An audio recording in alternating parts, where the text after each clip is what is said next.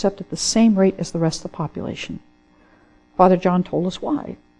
Priests weren't taught in the seminary not to teach against it. Now they're being taught, and things I hope are going to change. Because I think when Catholics, just like teenagers, when they hear the truth, they recognize it, right? They're ready to live by it. Pope Paul VI said in Humanae Vitae that if contraception became common, there would be a general lowering of morality.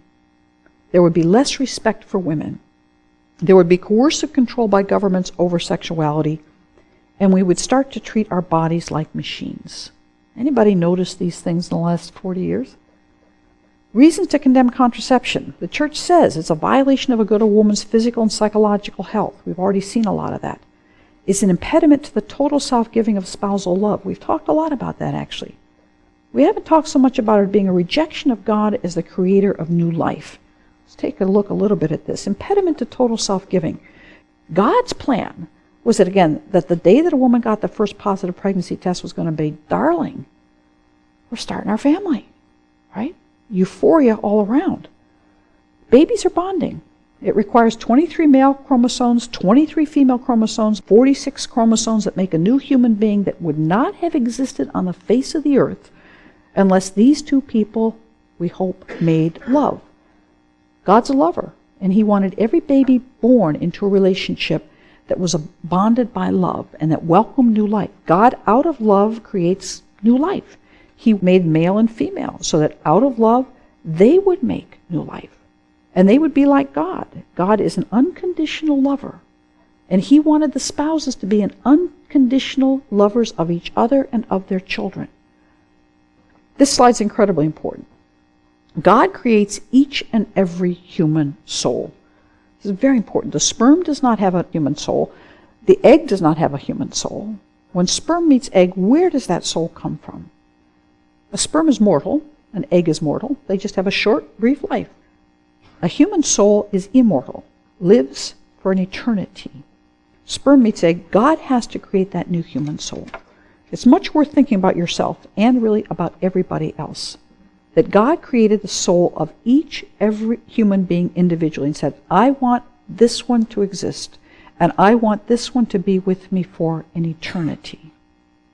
Documents of the Church talk about spouses as being co-creators with God, cooperators with God in the creation of a new human life.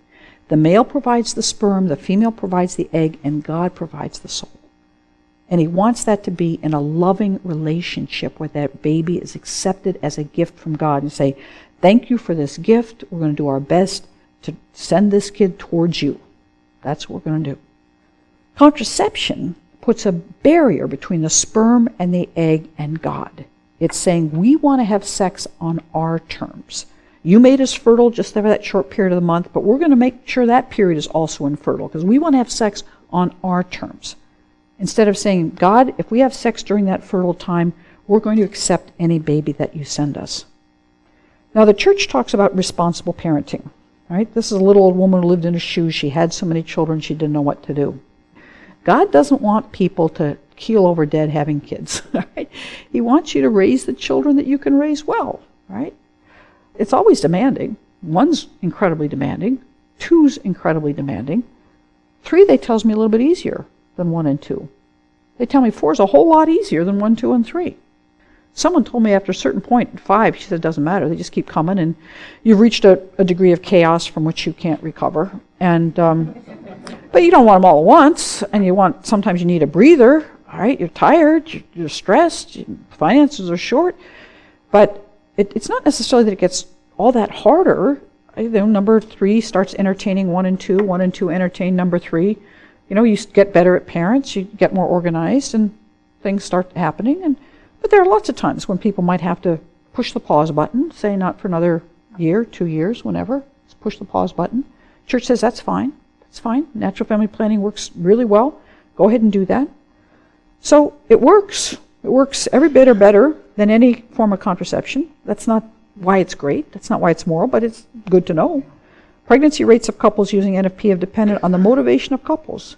Increasingly, studies show that rates equivalent to those with other contraceptive methods are readily achieved in the developed and developing worlds. Indeed, a study of 19,843 poor women in India had a pregnancy rate